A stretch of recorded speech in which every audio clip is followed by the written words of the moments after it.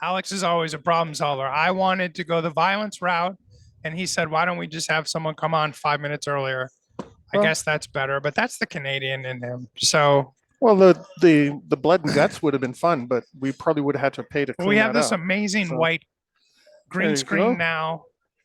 We could have been. All right, we'll let Milena get situated. I don't have the guys yell at me about the microphone. So you can make There, sure the microphone's near your mouth. yep. I won't get dirty So looks from the stick around guys while I ignore their there. You go cues. that There we way. go. There you go. Hi, Milena. How are you? Hi everyone, I'm great. It's great to be here. How are you enjoying DRJ Oh, so far? it's amazing actually. It's my first time, First so time. it's incredible. Really? It's very different from how we do it in the UK and Europe. Oh, let's talk. Let's hop right in and let's talk about that. How's it? What do you see as different from European conferences versus US conferences besides our very stylish wardrobes? It's much bigger. You have great representation from all over the country. So it's incredible to hear that people have, different experience. And that's not what we see, in, let's say, in Europe. People are very narrowed in terms of their experience and what they do and their profession and what they want to see. But here you have so many different people with different experience, and most of them actually come from military or from disaster recovery, which is very interesting, or emergency management, which we don't have as a term in Europe. Just out of curiosity, what term would you be using over there?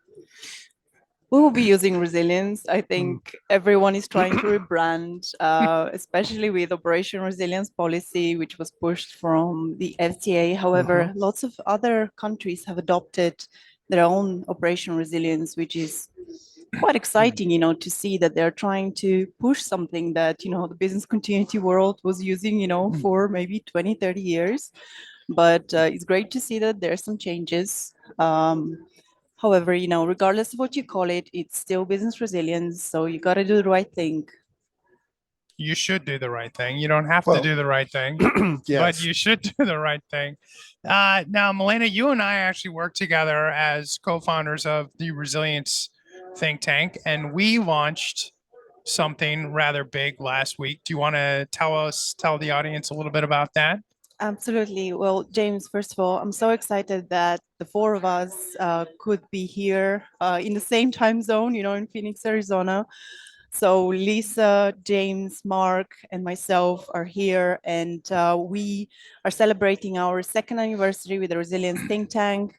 We achieved a great milestone. We published our membership, which is really exciting step, for shaping the future of resilience. I'll talk to you a little bit about what the membership is. We offer a range of entries to collaboration in the industry. So we have student entries, so you can be a student or a recent graduate who can come and collaborate, or who can learn from different mentors and coaches in the industry, or even get like private sessions, of what to do in the industry and how to get into the profession. We also have a fantastic opportunity to join as an advocate. These are passionate people who are passionate in resilience, in risk, in business continuity, in crisis management, and they want to share, their experience and also gain some insights. Perhaps they want to shift their career, maybe they work in risk and they want to come and do resilience or business continuity or just do crisis management. So we offer that as an option. And then we have two more categories. We have a thought leader. These are also seasoned professionals who can contribute to the Resilience Think Tank's content and attend different workshops, webinars, gain some private sessions with coaching and mentoring, and connect to to our collaborative kind of environment.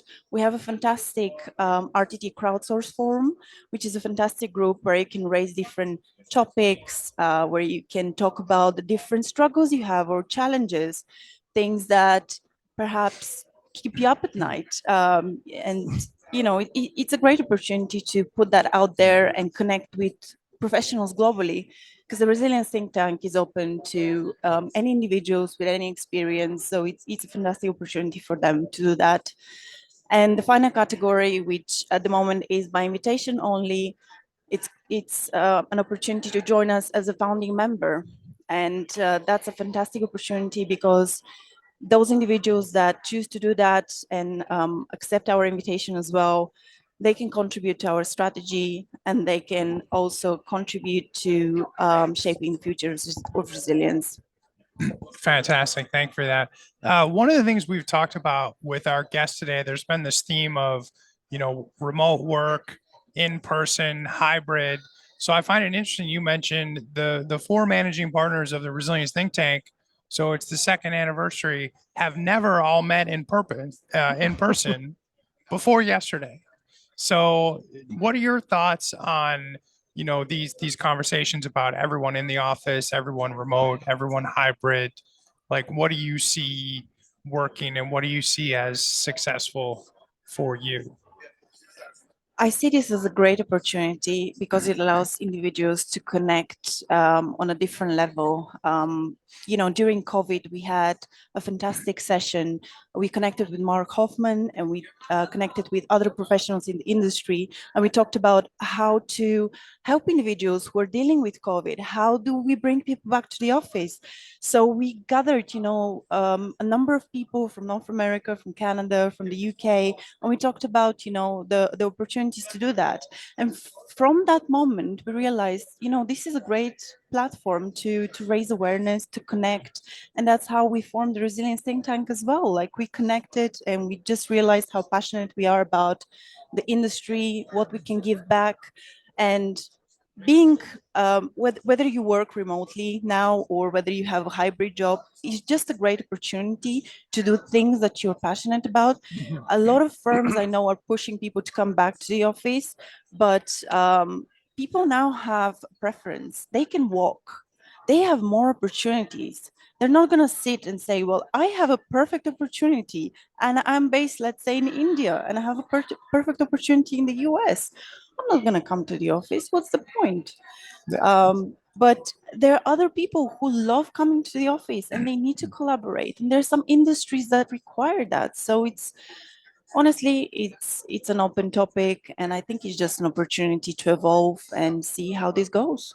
Yeah, I think organizations have to think about what makes sense for them. Saying everyone has to be in the office or everyone has to be remote or everyone has to be in the same time zone. When you go with those bright lines, those hard and fast rules, you're really just kind of ignoring large segments of the population who could contribute to your organization in a meaningful way.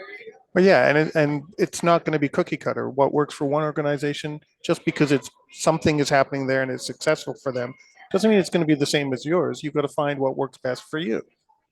Absolutely. So first, I'm assuming it's your first time in Phoenix. It's my first time. It's really hot.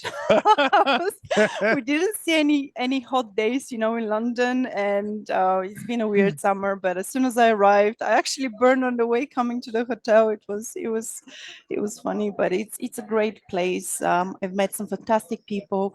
In fact, I have an interesting question, or maybe a fact. Oh, we like questions. So Yeah. I'll ask you: do you know what the meaning of Phoenix is, and perhaps where Arizona comes from? You're the American. You should know. Well, I know the don't. story of like Phoenix, rising from the ashes, Yeah, but I don't know would where know. Arizona comes from. So, but again, I'm an American. I'm not good at geography, so that's not our jobs. No, but so tell us about Arizona.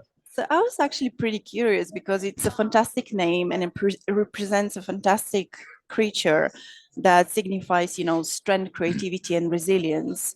And I heard that the reason they named it Phoenix was because they wanted to create something new, a new civilization. And I met someone who lived here for all their life, in Arizona, and they didn't know the meaning, but they assumed it's what I said. So. I love Phoenix. I don't know if it's a new civilization, but I'm a big fan of Phoenix and Arizona. I have this weird obsession with Arizona, which I haven't quite figured out. It's something about the mountains. I don't know if it's because I've always lived in areas where there's no elevation. Mm. So the mountains are very striking visually to me. But this is my 8th or 9th time in Arizona, and every time I'm here, I'm happy, and I'm like, wow, it's really freaking hot right now. That's So- usually what I take away. It's hot here. It's a dry heat, is what people say. It's a dry heat. So is my oven. I don't want to hang out inside my oven. Neither do I. Stepping out of the airport last night was, as a Canadian, was like, oh my God, it's hot here. But it wasn't humid, which is what we get back, up north, and that's the kind of what that makes it tough to breathe. So, so I don't mind coming here. It's my 4th or 5th time, but, hopefully you can come back again. Well, actually, I heard DRJ Fall is going to be in Dallas, Texas. Oh, that's right. Yes. The heat Yeah. there is still the Starting same. next year, we'll be at the Gaylord Palms Hotel, I believe, in Dallas for 3 years. Yeah. So very exciting. Yeah. Well, congratulations on all the work with the think tank, actually, for both of you, Thank you. because you. you're both members of that. So congratulations with that, and happy anniversary. Thank you.